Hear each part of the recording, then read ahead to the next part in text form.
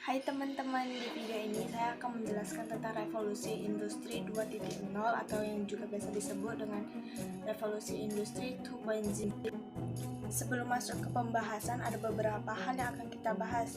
Yang pertama, pengertian revolusi industri. Yang kedua, latar belakangnya. Yang ketiga, orang yang terlibat dalam revolusi industri 2.0. Yang keempat, inovasi revolusi industri 2.0. Yang kelima, dampak revolusi industri 2.0 bagi manusia. Revolusi industri. Revolusi industri merupakan periode antara tahun 1750 sampai 1850 di mana terjadinya perubahan secara besar-besaran di bidang pertanian, manufaktur, pertambangan, transportasi, dan teknologi serta memiliki dampak yang mendalam terhadap kondisi sosial, ekonomi, dan budaya di dunia. Revolusi industri dimulai dari Britania Raya dan kemudian menyebar ke seluruh Eropa Barat, Amerika Utara, Jepang, dan menyebar ke seluruh dunia. Perubahan dalam segi tenaga kerja adalah tenaga manusia menjadi tenaga mesin. Lalu revolusi industri diperkenalkan oleh Louis August Bentley dan Friedrich Engels pada abad ke-19. Di gambar yang pertama ada Louis August Bentley dan yang di gambar kedua ada Friedrich Engels. Latar belakang dari revolusi industri. Yang pertama ada situasi politik yang stabil, adanya revolusi agung tahun 1688 yang mengharuskan raja bersumpah setia kepada Bill of Rights sehingga raja tunduk kepada undang-undang dan hanya menarik pajak berdasarkan atas persetujuan parlemen. Yang kedua ada Inggris kaya bahan tambang seperti batu bara, biji besi, timah, dan kaulin. Di samping itu wool juga sangat menunjuk industri tekstil. Yang ketiga, adanya penemuan baru di bidang teknologi yang dapat mempermudah cara kerja dan meningkatkan hasil produksi, misalnya alat-alat pemintal seperti mesin tenun, mesin uap, dan sebagainya. Yang keempat, ada kemakmuran Inggris akibat manjurnya pelayaran dan perdagangan sehingga dapat menyediakan modal yang besar untuk bidang usaha. Di samping itu, di Inggris juga tersedia bahan mentah yang cukup karena Inggris mempunyai banyak daerah jajahan yang menghasilkan bahan mentah tersebut. Yang kelima, pemerintah memberikan perlindungan hukum terhadap hasil-hasil penemuan baru atau hak paten sehingga mendorong kegiatan penelitian ilmiah. Lebih-lebih setelah dibentuknya lembaga ilmiah Royal Society for Improving Natural Knowledge, maka perkembangan teknologi dan industri bertambah maju. Yang keenam, ada arus urbanisasi yang besar akibat revolusi agraria di pedesaan mendorong pemerintah Inggris untuk membuka industri yang lebih banyak agar dapat menampung mereka.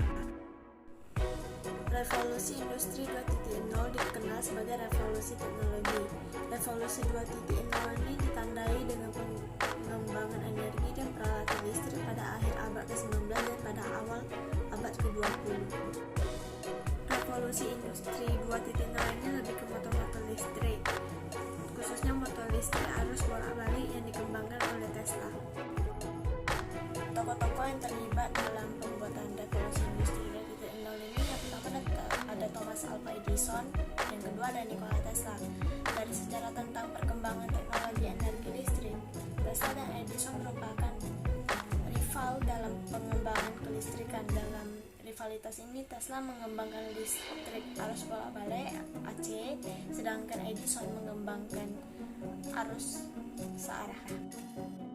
Yang pertama, kita akan membahas tentang Thomas Alva Edison. Thomas Alva Edison adalah seorang perekat dan usahawan Amerika Serikat yang mengembangkan banyak peranti yang amat mempengaruhi kehidupan di seluruh dunia.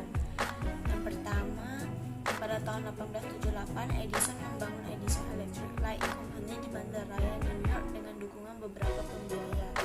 Yang kedua, Edison mengadakan tunjuk cara pertama bagi ciptaan mentol pijat di Menlo Park pada 31 Desember 1879.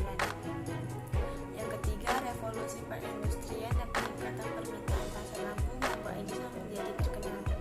Yang keempat, sistem penghantaran listrik pertama dibangun oleh Thomas Edison pada tahun 1880-an menggunakan arus searah.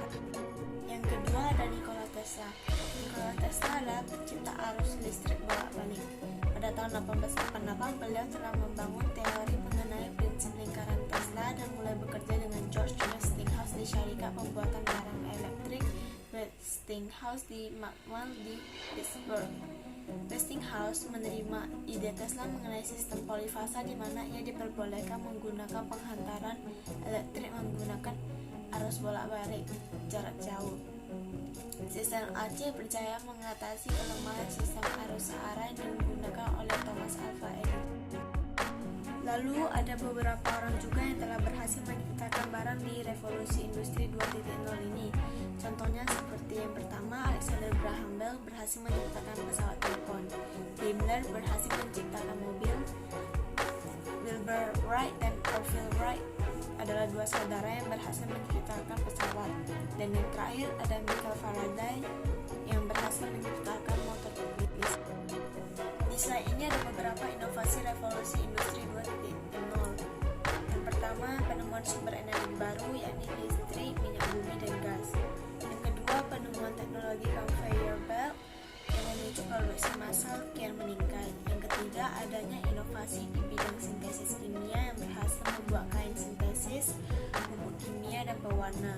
Yang keempat, ada teknologi pesawat dan automobil di awal abad ke-20 yang mengubah cara migrasi manusia dari satu tempat ke tempat yang lain. Yang kelima, adanya penemuan telepon dan telegram berhasil membuat efisiensi komunikasi jarak jauh. Apa sih perbedaan revolusi tahap 1 dan tahap 2? Nah, yang pertama, adanya penggantian baja di tempat besi sebagai bahan industri pokok. Yang kedua, ada penggantian batu arang dengan gas dan minyak sebagai sumber pokok tenaga dan penggunaan listrik sebagai bentuk pokok tenaga industri. Yang ketiga, adanya perkembangan mesin otomatis dan peningkatan yang tinggi spesialisasi. Yang keempat, penggunaan campuran dan metal yang ringan dan hasil industri kimia. Yang kelima, perubahan radikal dalam transportasi dan komunikasi. Dampak-dampak revolusi industri 2.0. Yang pertama, munculnya industri secara besar-besaran. Yang kedua, harga barang menjadi murah karena ongkos produksi lebih murah menggunakan mesin daripada hasil buatan tangan. Yang ketiga, peningkatan mutu hidup lebih dinamis, manusia bisa menciptakan berbagai produk untuk memenuhi kebutuhannya. Yang keempat, berkembangnya kapitalisme modern. Yang kelima, meningkatnya urbanisasi ke kota industri. Yang keenam, golongan kapitalis mendesak pemerintah untuk menjalankan imperialisme modern. Ini pembahasan kita tentang revolusi industri 2.0. Terima kasih telah menonton. Sampai jumpa.